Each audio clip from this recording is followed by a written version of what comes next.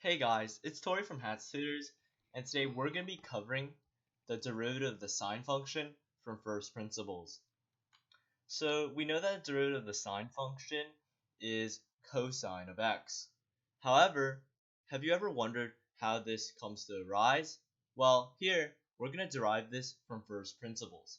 So for first principles, we know that the derivative of a function is defined as such. So it's the limit of fx plus h minus fx, which h is approaching 0 and everything is divided by h.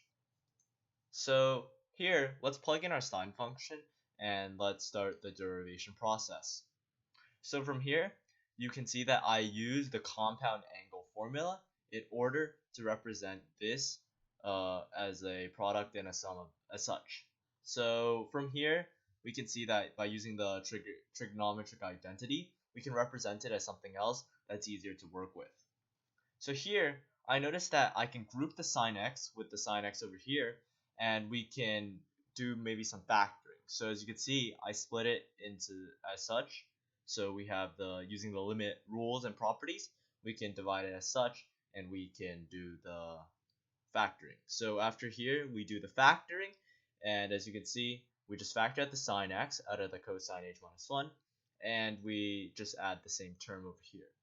So here comes a bit of a trick that I don't know if everyone knows. So let's go back to here actually. So the limit of h approaches 0 of sine h over h evaluates equals to 1.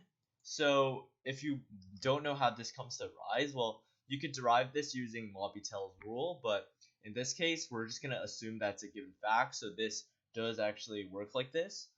So from here, we can just use this property to make sure this part equals 1, and we can move on to the next step here. So here we have it equals to 1, and then let's see what we did with the left-hand side. Well, with well, not the left-hand side, the left part of the term.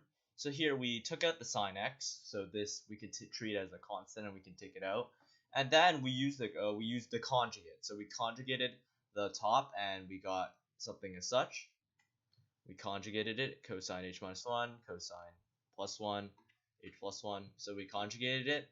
And now we know from the trigonometric identity of sine squared h plus cos squared h equals 1. This is the Pythagorean identity. We can change this into negative sine h squared. And we can kind of use the same property here. And as you can see, we do use the same property. And we can take the limit of sine h over h as 1. And then we're left with negative sine h. And negative sine h over cosine h plus 1. But from here, actually, it's really simple. We could just evaluate this limit up top. We know that sine h, when h equals 0, sine h is also equal to 0. And as such, this term becomes 0. And we're left with cosine x.